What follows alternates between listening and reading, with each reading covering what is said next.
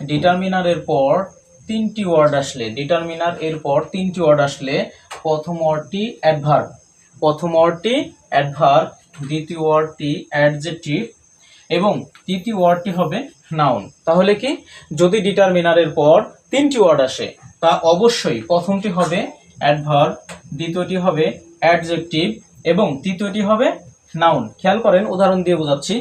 He is the very good boy, he is the very good boy, দুইটা হচ্ছে determiner.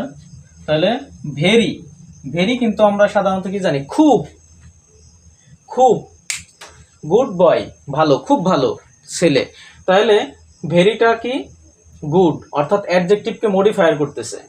এই দিকে বিবেচনা করলে আমাদের এটা কি হয়, অ্যাডভার্ব হয়। কিন্তু এদিক না, আমরা প্রথম খেয়াল করব কি, যে ডিটারমিনার আছে কিনা।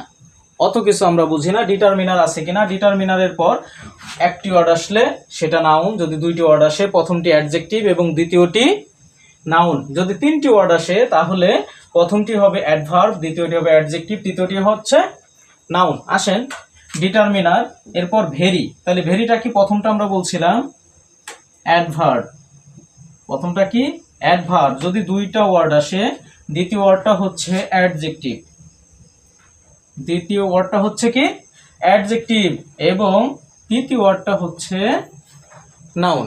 সুন্দর না? আবার দেখেন, give me the white colour dress, give me the white colour dress, এখানে দুইটা হচ্ছে ডিটারমিনার, প্রথমটি কি বলছিলাম অ্যাডভার্ব, অ্যাডভার্ব, দ্বিতীয়টি হচ্ছে অ্যাডজেক্টিভ।